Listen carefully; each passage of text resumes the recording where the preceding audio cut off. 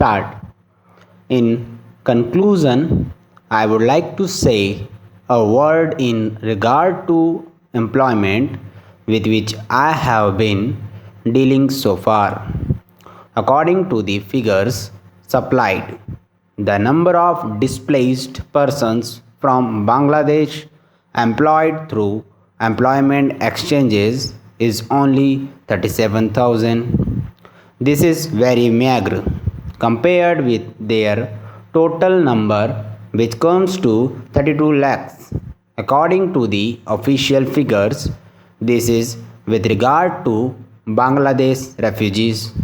The number of displaced persons from Pakistan employed through employment exchanges is not very encouraging, but still it is 75,000.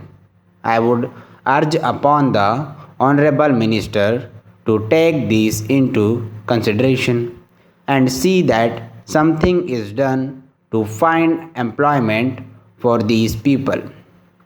Of course, there is some expenditure incurred on general education and vocational training, but when we look at the number of persons who have been given vocational training, we find that the number already trained and under training is only 17,000. This figure also seems to be very small considering the magnitude of the problem before us. Some programs of general improvement have been undertaken by the government of West Bengal by way of setting up new industries, etc. These programs should be looked into and put into operation with a view to giving more employment to these displaced persons. Within the limited time at my disposal, I shall limit my remarks to refugees from Bangladesh. The first thing which strikes one as one looks at the various brochures and publications that have been given to us is the amount of contradiction one has to battle against. The first contradiction is in regard to the number of persons government think they have rehabilitated in West Bengal. Granting that it is difficult to make a final assessment of the number of refugees who have come from Bangladesh, it is still true to say that at least there should be some sort of parity between what the Union Ministry says and what the West Bengal Rehabilitation Ministry says. Only a few days ago, the West Bengal Minister of Rehabilitation said that there are 22 lakhs of rupees refugees who have to be rehabilitated, but the central government's figures are 31 lakhs. Unless the government know the number of people they have to budget for, it is rather bewildering to know how they mean to plan in bringing about their rehabilitation. As a matter of fact, many other sources believe that the figure is far higher, but in any case, there should be some parity and some idea as to the extent of the rehabilitation problem which still remains before the people of West Bengal.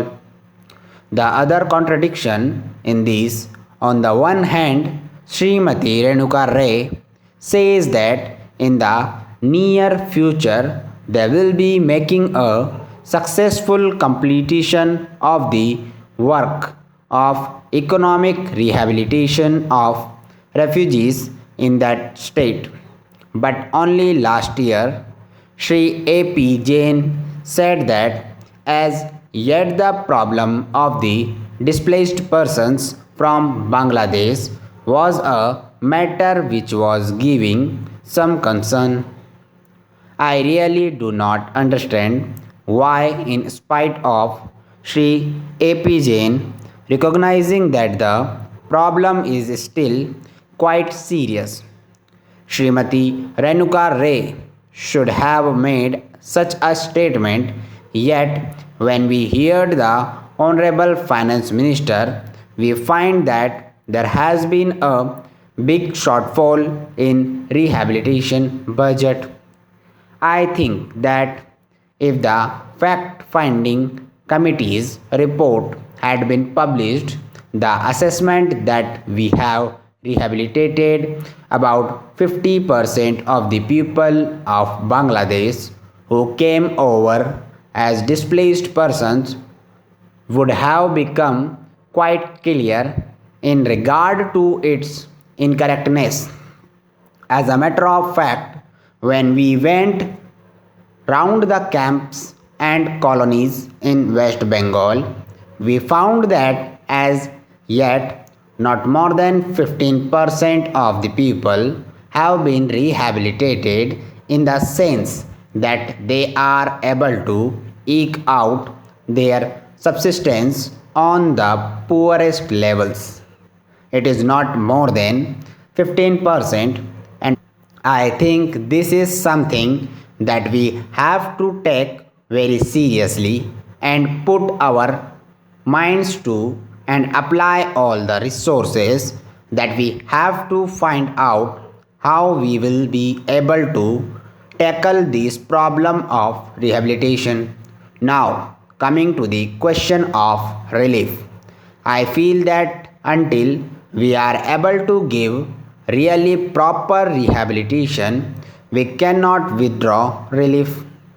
It is no use arguing whether relief leads to lethargy and moral slackness unless our rehabilitation policies are fruitful. Have we any right to starve the pupil to death? As a matter of fact, Sri A.P. Jain may know that in West Bengal, the incidence of tuberculosis amongst the refugee population is very high. Only a small percentage of them is catered for by the medical relief given by the Directorate of Rehabilitation. If I am to tell you the tragic fate of the refugees in West Bengal, I would refer you to a report which appeared in February 1954.